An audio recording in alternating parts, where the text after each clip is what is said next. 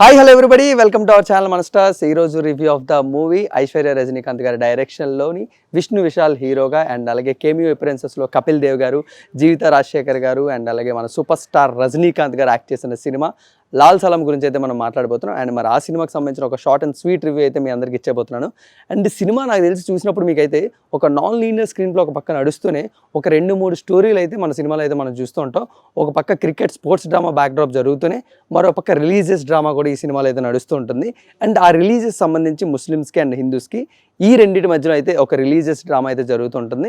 And దానికి మన super star Rajinikanth గారు అయితే పర్ఫెక్ట్ చాయిస్ అని చెప్పుకోవచ్చు.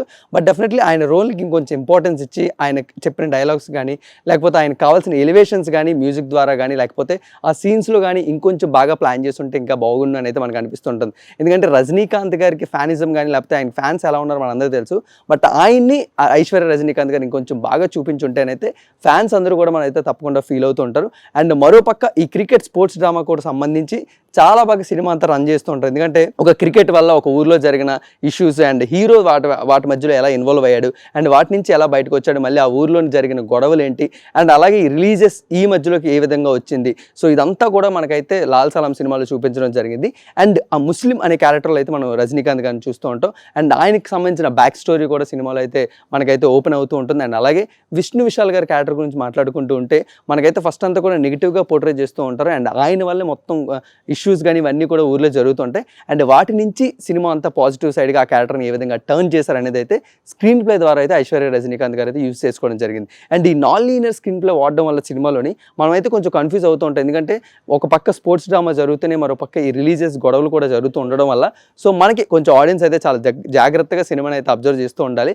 లేకపోతే మనకైతే సినిమా అర్థమయ్యే అవకాశం కూడా చాలా తక్కువ ఉంటుంది. ఎందుకంటే ఆ నాన్ లీనియర్ స్క్రీన్ ప్లేలో చాలా స్టోరీలు కూడా జరుగుతుంటాయి. అండ్ వన్ మోర్ థింగ్ మనం మాట్లాడుకోవాల్సింది ఇందులో లవ్ స్టోరీ కన్నా ఫ్రెండ్షిప్ స్టోరీని అయితే ఇంకా కొంచెం బాగా ఎలివేట్ చేశారు. ఎందుకంటే లవ్ స్టోరీ అనేది మనకు కనబడుతూ ఉంటుంది కానీ దానికి కావాల్సిన కరెక్ట్ కన్క్లూజన్ అయితే మనకి సినిమాలో కనబడదు. బట్ ఫ్రెండ్షిప్కి సంబంధించి చాలా బాగా అయితే సినిమాలో ఎవాల్వ్ చేశారు. అండ్ అదే కాకుండా రజనీకాంత్ గారు అండ్ వాళ్ళ ఫాదర్ అండ్ వాళ్ళ నుంచి వచ్చిన వీళ్ళిద్దరు కొడుకులు అండ్ దీనికి సంబంధించిన ఈ స్టోరీ మొత్తాన్ని కూడా చాలా బాగా రివాల్వ్ చేసి ఫైనల్గా ఒక స్పోర్ట్స్ డ్రామాని మనకైతే కంక్లూడ్ చేస్తూ అండ్ అదే కాకుండా రిలీజియస్ గురించి మనం ఏ విధంగా కలిసిమెలిసి ఉండాలనేది అయితే సూపర్ స్టార్ రజనీకాంత్ అండ్ అలాంటి ఆరాని యూజ్ చేసుకొని రిలీజియస్ గురించి చెప్తుంటే ఫ్యాన్స్కి కానీ లేకపోతే ఆడియన్స్ కానీ చాలా బాగా కనెక్ట్ అవుతుంది. కాబట్టి సో ఐశ్వర్య రజనీకాంత్ గారు ఆ రోల్లో సూపర్ స్టార్ రజనీకాంత్ గారిని యూజ్ చేసుకొని రిలీజియస్కి సంబంధించిన అవేర్నెస్ కానీ లేకపోతే కలిసిమెలిసి ఏ విధంగా ఉండాలి ఇవన్నీ కూడా సూపర్ స్టార్ రజనీకాంత్ గారి క్యారెక్టర్ నుంచి అయితే మనం చూస్తూ ఉంటాం.